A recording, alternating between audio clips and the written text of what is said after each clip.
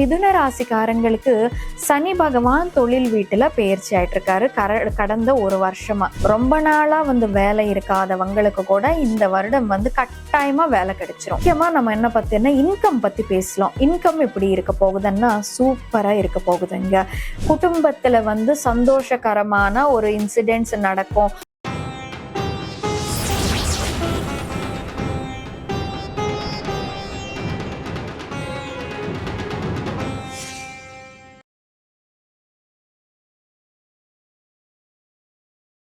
Rudran astro நேயர்கள் அனைவருக்கும் வணக்கம். நான் உங்கள் ஜோதிடர் வர்ஷினி. முதல்ல என்னோட தமிழில் தவறுகள் தடுமாற்றங்களே இருக்கும். காரணம் என்னோட பூர்வீகம் தமிழ் இல்லை.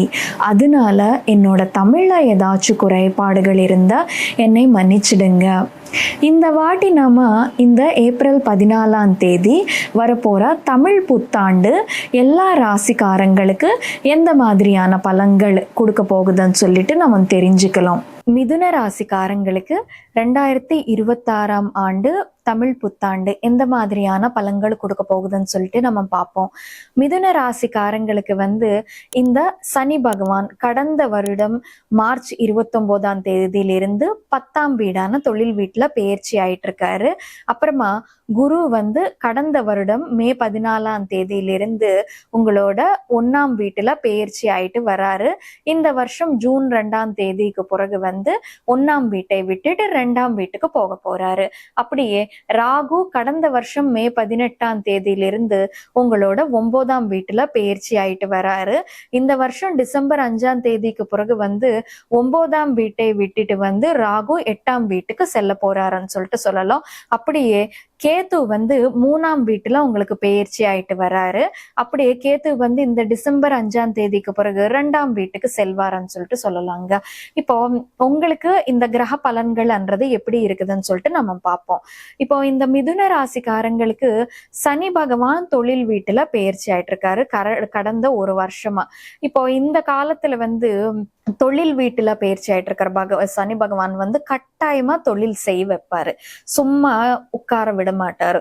ரொம்ப நாளா வேலை இருக்காதவங்களுக்கு கூட இந்த வருடம் கட்டாயமா வேலை கிடைச்சிரும். 10ஆம் வீடு தொழில் வீட்டுல சனி பகவான் பெயர்ச்சி ஆயிட்டு இருக்கும் போதே ஏதாவது ஒரு வேலை கட்டாயமா பார்ப்பாங்கன்னு சொல்லிட்டு சொல்லலாங்க.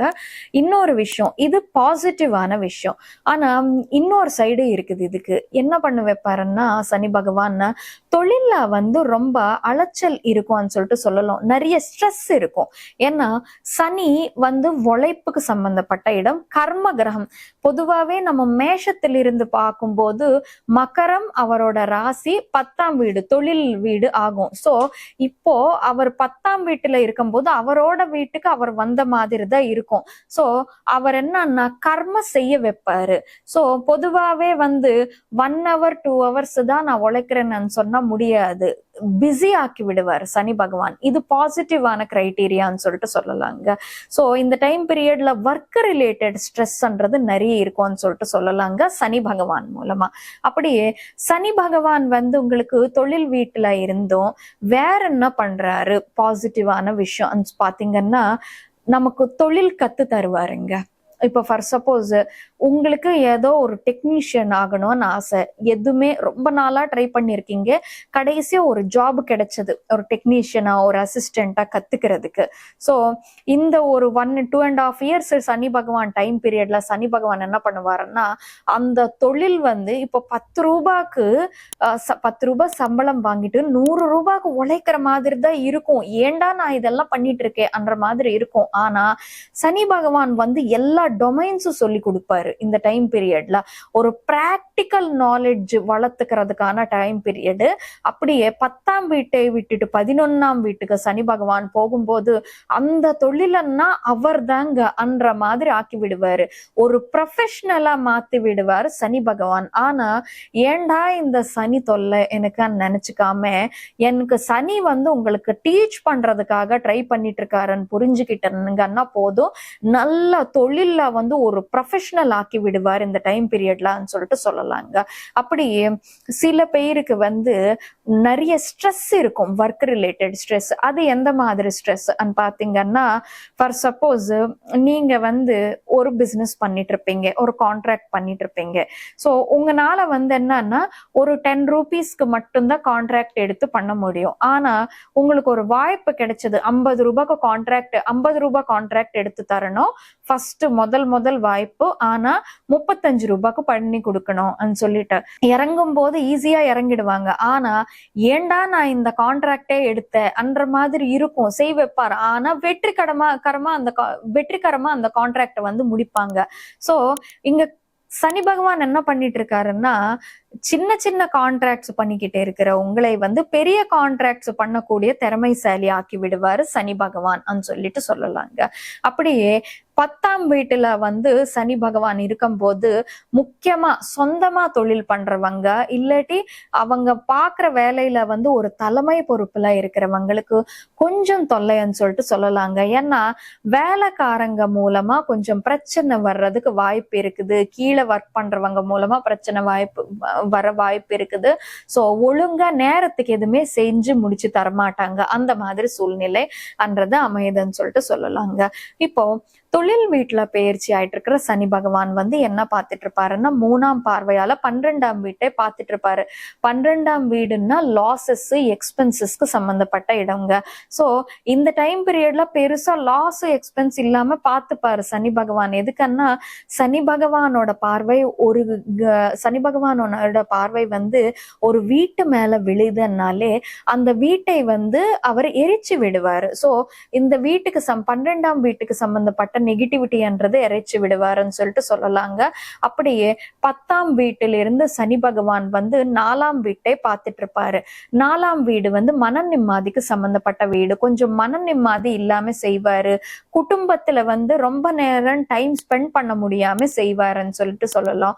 தொழிலுக்காக அலை வச்சிட்டு இருப்பாருன்னு சொல்லிட்டு சொல்லலாம். அப்படியே தொழில் வீட்டிலிருந்து சனி பகவான் வந்து 7ஆம் வீட்டை பார்த்துட்டு இருப்பாருன்னு சொல்லிட்டு சொல்லலாங்க. சோ கொஞ்சம் வெளிநாடு போறதா இருந்தா ஒரு சிலருக்கு வந்து தடைகள் வந்துட்டு இருக்கும்.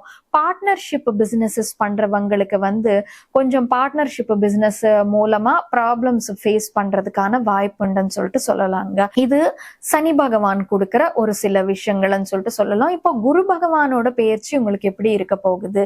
கடந்த வருஷம் மே 14ஆம் தேதியிலிருந்து குரு பகவான் வந்து உங்களுக்கு இந்த 1ஆம் வீட்டுல பெயர்ச்சி ஆயிட்டு வர்றாரு. இந்த ஏப்ரல் 14 இருந்து ஜூன் 2ஆம் தேதி அந்த ஒரு மாசம் 1.5 மாசம் வந்து 1ஆம் வீட்டுல இருக்க போறாரு குரு பகவான். 1ஆம் வீட்டுல இருக்க போகக்கூடிய குரு பகவான் வந்து ஒரு ஆப்டிமிஸ்டிக் டெண்டன்சிஸ்ன்றது உங்களுக்கு கொடுப்பாரு. அப்படியே வந்து ஒரு ரெஸ்பெக்ட்ன்றது உங்களுக்கு கொடுப்பாரு.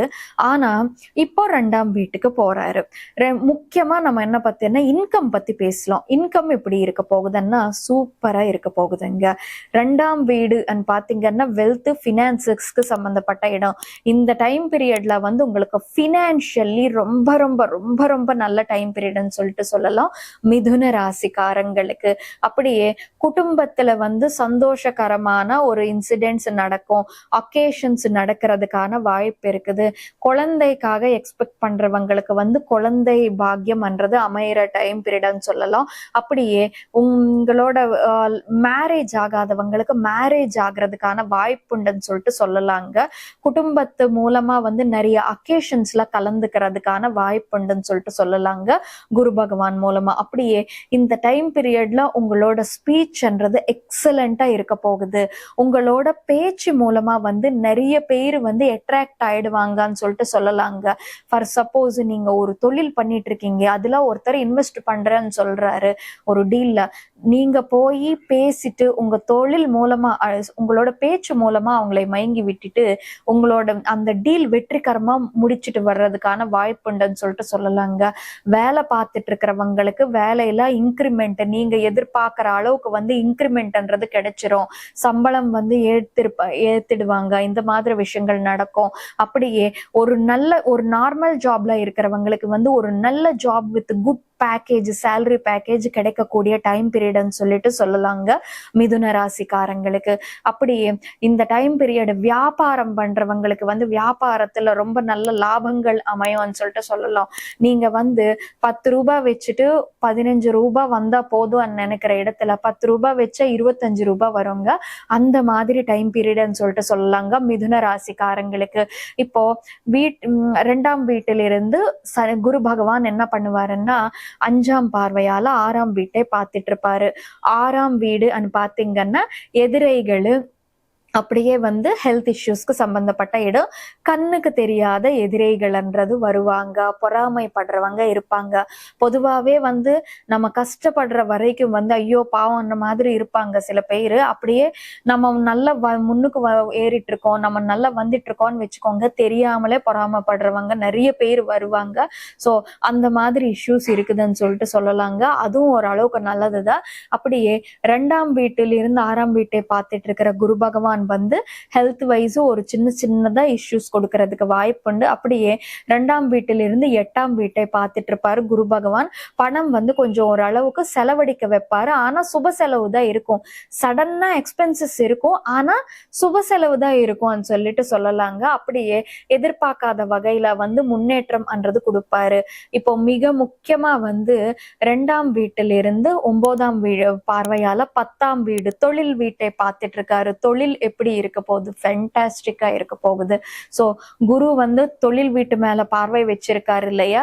தொழில்ல வந்து முன்னேற்றம், தொழில் மூலமா வந்து பதவி ஏற்றங்கள் கிடைப்பது, தொழில் மூலமா வந்து உங்களுக்கு ரெஸ்பெக்ட்ன்றது கொடுக்க போறாரு குரு பகவான் இங்கன்னு சொல்லிட்டு சொல்லலாங்க. இந்த வருஷம் பொறுத்த வரைக்கும் குரு பெயர்ச்சினால மிதுன ராசிக்காரங்களுக்கு சூப்பர்பா இருக்க போகுதுன்னு சொல்லிட்டு சொல்லலாங்க. இப்போ இந்த மிதுன ராசிக்காரங்களுக்கு ராகு பெயர்ச்சி எப்படி இருக்குதுன்னு சொல்லிட்டு பார்ப்போம். ராகு வந்து பாத்தீங்கன்னா உங்களுக்கு 9ஆம் வீட்டுல பெயர்ச்சி ஆவாரு டிசம்பர் 5ஆம் தேதி வரைக்கும். 9ஆம் வீடு வந்து தந்தைக்கு சம்பந்தப்பட்ட வீடா இருந்ததுனால ஃபாதருக்கு வந்து ஹெல்த் இஷ்யூஸ் இந்த மாதிரியான விஷயங்கள் வர்றதுக்கு வாய்ப்பு இருக்கும். அப்படியே வேற கல்ச்சருக்கு சார்ந்த பர்சன்ஸ் மூலமா உங்களுக்கு சில ஹெல்ப் பண்றது கிடைப்பதுக்கான வாய்ப்பு உண்டுங்க. ஃபார் சப்போஸ் வடநாட்டுக்காரங்களா இருப்பாங்க, இல்லாட்டி வந்து இந்த வெளிநாட்டுக்காரங்களா இருப்பாங்க, பிசினஸ் பண்றவங்கன்னு வச்சுக்கோங்க, வெளிநாட்டு கிளைண்ட்ஸ் வர்றதுக்கு வாய்ப்பு உண்டு. நிறைய பேர் வெளிநாட்டுக்காரங்க உங்களோட NRIs இந்த மாதிரி உங்க பிசினஸ்ல இன்வெஸ்ட் பண்றதுக்கான வாய்ப்பு உண்டு. நீங்க உங்களோட பிசினஸ் எக்ஸ்பேண்ட் பண்றதுக்கு வேற கண்ட்ரீஸ்க்கு, டிஃப்ரெண்ட் ஸ்டேட்ஸ்க்கு வாய்ப்பு இருக்குதுன்னு சொல்லிட்டு சொல்லலாங்க. இப்போ டிசம்பர் 5க்கு அப்புறமா வந்து ராகு 9ஆம் வீட்டை விட்டுட்டு 8ஆம் வீட்டுக்கு வருவாரு. ஸோ டிசம்பர் 5ல இருந்து ஏப்ரல் 14 நெக்ஸ்ட் இயர் வரைக்கும் எப்படி இருக்குதுன்னா கொஞ்சம் வந்து அது கஷ்டமா தான் இருக்குதுன்னு சொல்லலாங்க. கஷ்டம்னா பெருசா பிரச்சனை இருக்காது உங்களுக்கு.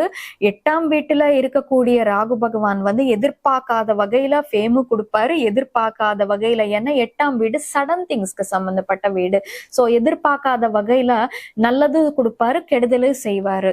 ஸோ 8ல ராகு இருக்கும்போது நீங்க என்ன விஷயத்துல கவனமா இருக்கணும் பாத்தீங்கன்னா, இன்கேஸ் வந்து எல்லாத்துக்குமே இல்ல, சிலருக்கு வந்து கள்ள தொடர்பு மாதிரி ஏதாச்சும் இருந்தா தயவு செஞ்சு அது வந்து இங்கேயே நீங்க கட் பண்ணிக்கிறது பெஸ்ட். ஏன்னா 8ல ராகு இருக்கும்போது எக்ஸ்போஸ் பண்ணி விடுவாரு. இப்போ வரைக்கும் வந்து சீக்கிரட்டா இருக்கிற எஃப்ஐஆர் வந்து நிறைய பேருக்கு தெரிய வரும். அப்படியே அது தெரிய வந்தது இல்ல, வீட்டுல தெரிய வந்தது இல்லாம சொசைட்டில கொஞ்சம் தலை குனிஞ்சு நிக்கிற மாதிரி சிச்சுவேஷன்ன்றது கிரியேட் ஆகும். எல்லா மிதுன ராசிக்காரங்களுக்கு இல்ல, சில பேரு அந்த மாதிரி இல்லிசிட் ரிலேஷன்ஷிப்ல இருக்கிறவங்களுக்கு மட்டும் அது எக்ஸ்போஸ் ஆயிடும்னு சொல்லிட்டு சொல்லலாங்க. அப்படியே 8ல இருக்கிற ராகு வந்து உங்களுக்கு சடனா ஃபேம் கூட கொடுக்கறதுக்கு வாய்ப்பு இருக்குது. கொஞ்சம் ஸ்கின் ரிலேட்டட் இஷ்யூஸ் அந்த மாதிரி வர்றதுக்கு வாய்ப்பு உண்டு. 8ல ராகு இருக்கும்போது வந்து கொஞ்சம் இந்த மாதிரி கொஞ்சம் பிசிக்கல் டெண்டன்சிஸ், தவறான எண்ணங்கள் வந்து கொஞ்சம் அதிகமா வந்துட்டு இருக்கும். அது மட்டும் டிசம்பர் 5ஆம் தேதிக்கு அப்புறமா நீங்க பாத்துக்க வேண்டியிருக்கும். 3ல பெயர்ச்சி ஆயிட்டு இருக்கிற கேத்து என்ன பண்ணுவாருன்னா தைரியம் குறைப்பாரு. ஏன்னா 3ஆம் வீடு தைரியத்துக்கு சம்பந்தப்பட்ட இடம். சோ தைரியம் குறைப்பாரு. இந்த நேரத்துல வந்து உங்களுக்கு இளைய சகோதரிகளிலிருந்து எதிர்பார்த்த அளவுக்கு சப்போர்ட்ன்றது கிடைக்காம செய்வாரு கேத்து. ஸோ இப்போ ஒரு 3ஆம் இடத்தை விட்டுட்டு டிசம்பர் 5க்கு அப்புறமா வந்து 2ஆம் வீட்டுக்கு போவாரு.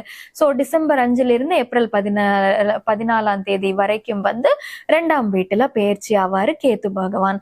ஸோ 2ல இருக்கிற கேத்து என்ன பண்ணுவாருன்னா பேச்சுக்கு எஃபெக்ட் பண்ணுவாருங்க. ஸோ ஆனா 2ல குரு இருக்கிறதுனால நல்லது. 2ல குரு இருக்கிற வரைக்கும், 2ல குரு கூட இருக்கிற வரைக்கும் பெருசா பிரச்சனை இருக்காது. ஆனா 2ல குரு வந்து நெக்ஸ்ட் இயர் போனாக்கா அப்போதான் பிரச்சனை ஏற்படும். ஸோ 2ல கேத்து இருக்கும் போது வந்து பொதுவாவே இந்த பேச்சுன்றது இன்ஸ்டேபிளா இருக்கும். ஃபார் சப்போஸ் நம்ம நிறைய மீடியால பார்த்துட்டு இருப்போம். என்னன்னா 2 நாளுக்கு முன்னால இப்படி பேசிட்டாங்க, 2 நாளுக்கு அப்புறமா இப்படி பேசுறாங்கன்னு சொல்லிட்டு. அது பொதுவாவே 2ல கேத்து இருக்கும் போது 4ல கேத்து இருக்கும் போது நடக்கும். ஸோ நம்ம பேச்சு மேல நமக்கே ஒரு ஸ்டெபிலிட்டி இருக்காது. இன்னைக்கு ஒரு வார்த்தை பேசிட்டு வந்து 10 நாள் கழிச்சு வேற ஒரு வார்த்தை பேசுறது அந்த மாதிரி இருக்கும். அதனால மாட்டுவோம். இல்ல நம்ம பேசும்போது கொஞ்சம் யோசிச்சு பேசுவணும். ஏன்னா இந்த டைம் பீரியட்ல வந்து உங்க கம்யூனிகேஷன் கரெக்டா அடுத்தவங்களுக்கு கன்வே ஆகாம செய்வார் கேத்து. ஆனா குருவோட துணை இருக்குதுங்க. 2ல குருவோட துணை உச்சகட்டமா இருக்கிறதுனால குரு கேத்து அப்படி பண்ணாலும் குரு என்ன பண்ணுவாருன்னா கவர் பண்ணி விடுவாரு. ஃபார் சப்போஸ் என்னமோ தெரியாம உளறிட்டீங்க அடுத்தவங்க கிட்ட, அவங்க வந்து கொஞ்சம் சீரியஸா பாக்குறாங்க, இங்க குரு ஆக்டிவேட் ஆயிடுவாரு. என்னன்னா அப்படி இல்ல இப்படி சொல்லிட்டேன்னு சொல்லிட்டு கவர் பண்ணிட்டு குரு காப்பாத்தி விடுவாரு. ஆனா குருவோட துணை இல்லாதப்போ அது கஷ்டமாயிடும்னு சொல்லிட்டு சொல்லலாங்க.